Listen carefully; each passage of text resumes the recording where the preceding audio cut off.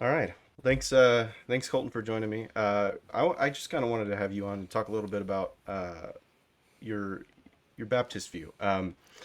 I know, Sure. last week before a lot of this stuff started going down in the news, you were getting some messages about your Baptist view and people telling you, you're in grave sin and you need to baptize your babies. Yeah. Yeah, why are you Baptist? Why not a Paedo Baptist? Go ahead and just kind of explain yourself a little bit. Yeah. Yeah. Sure. Yeah. So, and to be fair, those sorts of messages and things on X, it's to be expected. It's Yeah, just there's going to be banter back and forth, and some of it is good-natured ribbing, like it's not some sort of hateful thing, just fun. hmm, But there are definitely I've noticed there have been certain folks on X who are convinced that it is grave sin yeah, to delay baptism, which I don't know. I just find that interesting. But nonetheless, it's a thing. So hmm, yeah. I I, mean, it does in the Westminster Confession. It does call neglecting baptism a great sin, and so I would guess your response would be it's not neglecting, it's just postponing. yep, yep. Okay. That's what I would say. Hmm. Of course, all of this comes down to different views on covenant theology and things Yeah. like that. I was raised in a Baptist church, different from my own now, Hmm. where I pastor. But I was raised in a typical sort of Southern Baptist convention church. My grandfather was the pastor, and I still look up to him immensely, honor him as a man of God who he taught me the gospel. Him and my parents, is just good man. So I was raised in sort of it wasn't a confessional Baptist, at least not a historic confessional Baptist church. As Right. far as I believe they held to back then what would have been the Baptist Faith and Message, but it was before even the 2000 came out. Okay. But yeah, so I was raised Baptist and sort of came into a more as I got older, started reading the Bible for myself a lot more. Hmm. Came into some views that differed from sort of my typical church's upbringing, and that mostly centers around dispensationalism. Yeah. So I was raised in a church that very dispensational. I wouldn't say the crazy sort. Hmm. There we never had like any times where we were waiting outside for the rapture or anything like that. Um, but yeah, it was dispensational. I started having a lot of questions about that, and was like, I'm just not seeing the sort of separation that you guys are seeing, and Hmm. then of course, I don't know how old you are, brother. I'm in my well, next month I will be 36. So Okay. Yeah, I'm 29. Not terribly yeah, far behind you, but not too enough. far. Yeah. Yeah, yeah, not too far. So for a lot of my generation and probably yours too, there was kind of the young, restless, reformed movement Uh-huh. that came through. And so, like a lot of people, John Piper was like my gateway drug into Calvinism. um, and really just John Piper and R.C. Sproul, to be fair. So there was a Yeah. Paedo Baptist brother in there, Right. and just kind of essentially working through that. And then I found when I started asking these questions about covenant theology and things like that, I was reading a lot of Sproul and Hmm. got introduced to some of the great Paedo Baptist brothers in our day, and then of course the Puritans, and Yeah. just a lot of awesome stuff. And then I wondered, and kind of wrestled with the concept of, is this really the way to go? Do I need to abandon a Baptist heritage because of my convictions? And then I just couldn't do that even before I discovered there were Baptistic guys in the 17th century Yeah. who Were were you close to becoming Paedo Baptist? not really. Okay. The closest I've ever been, brother, and this is something I talk about with great sensitivity and Hmm. care. I have 4 children, and one of my sons is on the autism spectrum, Okay. and he's verbal, but he's not very, conversational. And I remember just thinking, like, am I doing a disservice, to him, if he's never able to profess faith in the way that, I would expect. Right. And I got some good counsel from other Baptist brothers who are more in the confessional side of things. At the time I was wrestling with that, we were going to a church that held to the New Hampshire Confession. Okay. I've not heard of that one. Yeah, so it's a Baptist confession it's shorter, but it's Calvinistic, it's covenantal, Okay. and so I asked them, I was just kind of processing some of that with them, and my pastor at the time really um, encouraged me, and he was like, "Look, I have no doubt that we would baptize your son upon any sort of basic understanding or profession of the gospel, especially given his providential hindrance to certain things." And so Right. I've just kind of taken that approach, and so that was like the closest I've ever been. But I have weighed the arguments a lot and considered them. And then when I found the Renahans, and I don't know if you know who they are, but like No. so there's Jim Renahan, or Dr. Renahan, and his son Samuel Renahan are sort of the guys who have helped a ton with reclaiming Baptist heritage as far Okay. as confessional heritage. Hmm. So these are guys who really studied hard in the sources of 17th century particular Baptists and got those sources to us so we can read and see, oh, wait, these guys actually were confessional. they they did hold to a very similar confession of faith to the Westminster. I know there are differences, Yeah. and they without shame said that they used the Westminsterian language as much as they could. Hmm. Um, and Yeah. Definitely a lot and of when overlap, but some pretty significant differences. for sure, for sure. So, upon really finding that and diving deep into some of the particular Baptist stuff, I really just felt a home there that, okay, this Baptistic conviction that I've had, it has some roots that trace back to the 17th century at least. And then Yeah. of course when you get into the patristics and the fathers and stuff like that, you even can see some difficulty with baptism that really doesn't fit either covenantal framework Sure. of Yeah.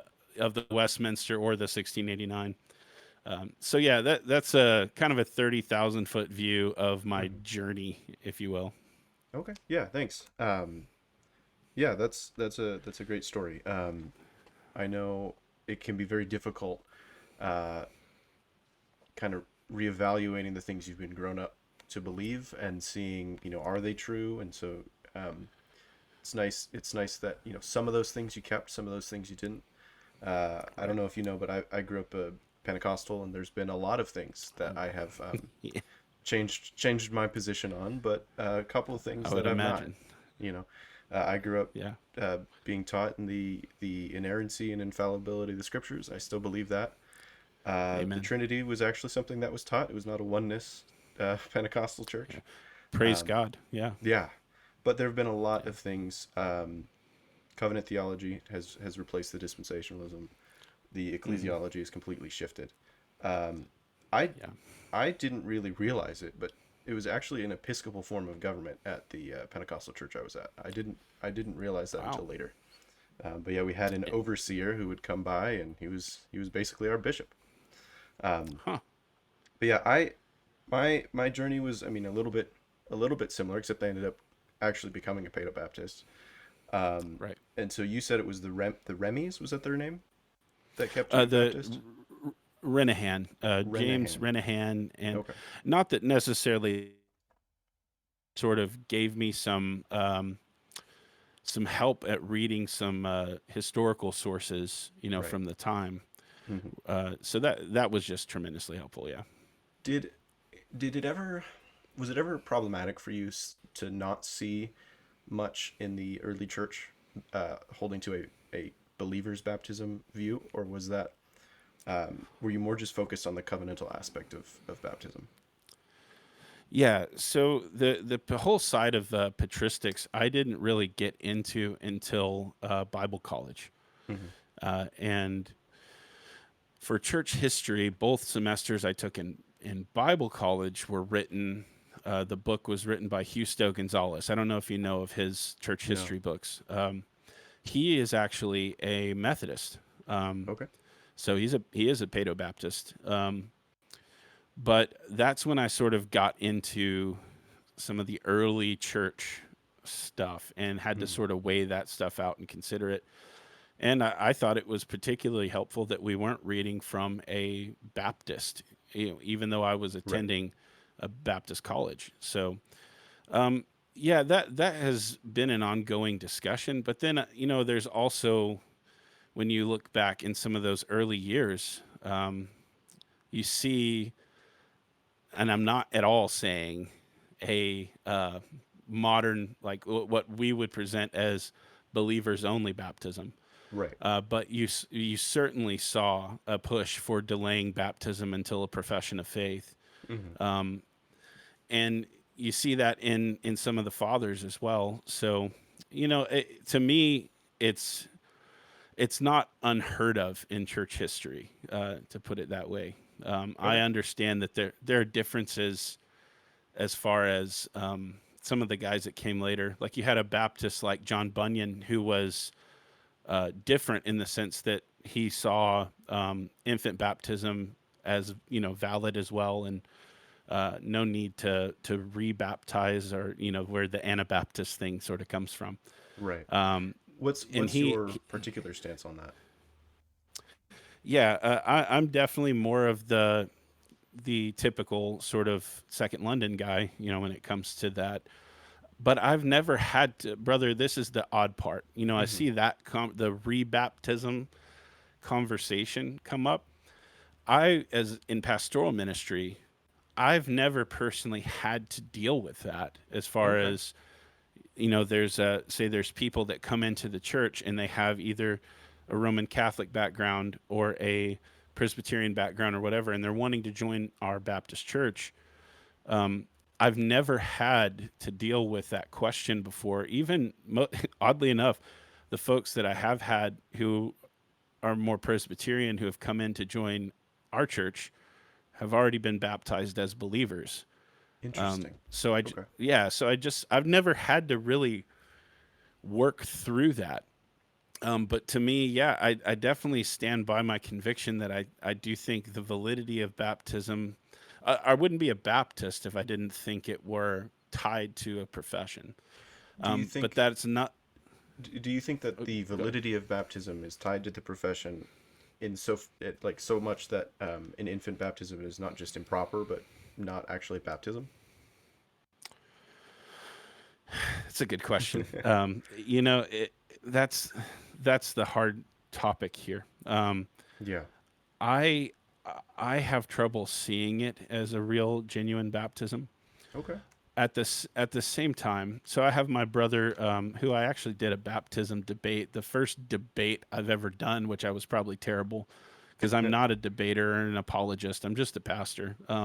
Yeah. I try my best, but my brother Jeff Early, he's a Presbyterian minister and a good, he's a brother, love him, and I think we both would identify our churches as valid churches, in the Lord Jesus Christ, but we would both say of one another that they are irregular churches. Okay. So, if that makes sense, I think Yeah. that's the way I tend to think about it. Yeah, and I've seen that a lot. You know, I think one of the difficulties with the Baptist position, if you take that infant baptism is not just not the correct way to do it, but it is actually Hmm. not a baptism at all, is it does Yeah. leave a lot of the history of the church unbaptized, and I don't think Yeah. anybody wants to do that, because that is what the church is supposed to be doing. The church is supposed to baptize. Right. Correct. Yeah, Yeah, and that's even in Baptist circles, when you have these differences where you have more historic sort of confessional Baptists versus maybe some of the more modern, even the understanding of what's happening in baptism can be different. yeah, So I, as a confessional Baptist, I do not think that baptism is only a symbol. right, Okay. I don't, my confession doesn't teach that. Our catechism doesn't teach that. I think baptism is a means of grace by which God acts. hmm. So that's where some of the difficulty comes into play, right? So would you affirm When, that baptism saves, as far as we can qualify that? yeah, depending on what you mean by that, yes. Right. I don't affirm baptismal regeneration, Okay. What do you but think I do. baptismal regeneration is? Like, how would you define that? Well, yeah, just depending on whose definition, right? Right. Yeah. So, for example, even other credo Baptists, such as Church of Christ, Hmm. would say you cannot be regenerate unless you've been submerged in water, Okay. and I would reject that. I think regeneration can happen apart from water baptism. Does that make Okay. sense? Yeah. Yeah, Yeah. Yeah. and So I can know. and does happen. Yeah. Yeah. I know the Westminster Confession talks about the efficacy of baptism. That in baptism, it's the promises are not just offered, but actually really exhibited and conferred, is what it says. Hmm. So would you hold that view as well? That baptism really gives you the things that baptism is promising, as long as you're elect. Well, sure. In some sense, yeah. Yeah. The second London on baptism is a lot more simple in some Hmm. ways. And I think part of the reason it's simple is it's not having to think through, or it's choosing not to think through infant baptism Right. more than just saying, "Hey, we don't believe this is what baptism looks like." But I do think baptism is a means of grace. So that's where we would have some alignment. Yeah. That I do think baptism does something. Hmm. That it does. It is a alignment with Christ. It is a actual means of grace by which God acts and does something in the same way we view the supper, right? Yeah. So yeah, Do you think that baptism makes you part of the visible church? yes, Okay. So you said you have four kids. hmm Have any of them been baptized at this point? yes, yeah. My oldest son, yeah, Okay. not too long ago, Okay. which is interestingly enough what spurred on some of this conversation. Yeah, yeah. Yeah. My journey to Paedo Baptist convictions also came from me talking with my kids, because they would come home from we were at a not a obviously not a Presbyterian church at the time, but Yeah. they would be going to their Sunday school classes instead of coming to church with us, and they would be coming away from it thinking that they don't love Jesus, because Mm. in the lesson what they were being taught is you have to love Jesus more than you love your toys or things like that. Hmm. They were just trying to stress that Christ has to be supreme, but they're little kids and they're Yeah. not quite getting it. And Right. so Right. I would have to tell her, like, that's not what that means. That doesn't mean that you don't love Jesus just because you want to play with your Legos. Um, Right. and so we ended up having a lot of conversations, and I started to realize I think she actually is a believer, but she's just been very misled by some of the things she's hearing and her own misunderstandings of those things. And so I started thinking, like, when did she become a believer? And I couldn't really Yeah. pinpoint it. Hmm. And so yeah, I start reading the New Testament. I start reading more of the Westminster and the covenant theology arguments. I start Hmm. listening to some debates about it, and at some point, I just ended up becoming convinced that You know, she is part Yeah. of the church, so she should be baptized. Yeah. But at the same time, the baptism also makes her part of the church. So Right. there's not really such a thing as a Christian who's not baptized. And by Christian we mean a churchman. Right. Right.